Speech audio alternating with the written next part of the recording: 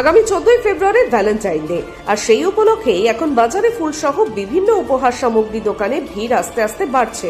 বিশেষ করে এবার বিভিন্ন রকমের কালারিং গোলাপের চাহিদাই বেশি থাকবে বলে দাবি করছেন ফুল বিক্রেতারা।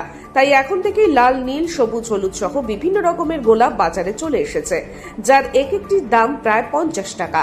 14ই ফেব্রুয়ারি এই সমস্ত গোলাপের দাম আরেকটু বাড়তে পারে বলেই ফুল বিক্রেতারা বলছেন। পাশাপাশি বিভিন্ন উপহার সামগ্রীর দোকানেও বিক্রি শুরু হয়েছে। হ্যাঁ, 14 তারিখের জন্য আমরা মোটামুটি স্টেপ নিয়ে রাখছি এখন। হ্যাঁ, রোজের দাম এখন ঠিকই আছে, মোটামুটি 50 টাকা পার পিস চলছে। জানি না, হয়তো একটু বাড়লে বাড়তে পারে, তারপর প্রস্তুতি নিচ্ছি। কি কি গোলাপ এনেছেন? হ্যাঁ, গোলাপ বলতে ব্যাঙ্গালোর আছে, কলকাতা আছে। ব্যাঙ্গালোরে ভ্যারাইটি কালার হয়, কলকাতা শুধু লাভ হয়, আর 10 রকম কালার পেয়ে যাবে। মূলত কি 14 তারিখে গোলাপটাই বেশি বিক্রি? হ্যাঁ, 14 তারিখে অনলি গোলাপটাই বেশি প্রচুর বিক্রি হয় গোলাপ। 14 তারিখ 14 ফেব্রুয়ারি ভ্যালেন্টাইন্স ডে প্রচুর গোলাপ বিক্রি হয়, এবং আমরা করি, ভালো বিক্রি করি আমরা। কি কি ধরনের বেশি এবার চাহিদা থাকে যেটা? হ্যাঁ, বেশিরভাগ লাল কালারটাই ডিমান্ড থাকে বেশি। অনেক আছে মিক্স কালার নেয়, বাট লালটা বেশি ডিমান্ড।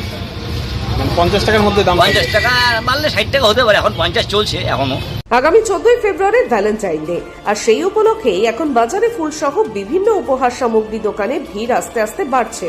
বিশেষ করে এবার বিভিন্ন রকমের কালারিং গোলাপের চাহিদাই বেশি থাকবে বলে দাবি করছেন ফুল বিক্রেতারা। তাই এখন থেকেই লাল, নীল, সবুজ, হলুদ সহ বিভিন্ন রকমের গোলাপ বাজারে চলে এসেছে, যার এক একটির দাম প্রায় 50 টাকা। 14ই ফেব্রুয়ারি এই সমস্ত গোলাপের দাম আরেকটু বাড়তে পারে বলেই ফুল বিক্রেতারা বলছেন। পাশাপাশি বিভিন্ন উপহার সামগ্রীর দোকানেও বিক্রি শুরু হয়েছে।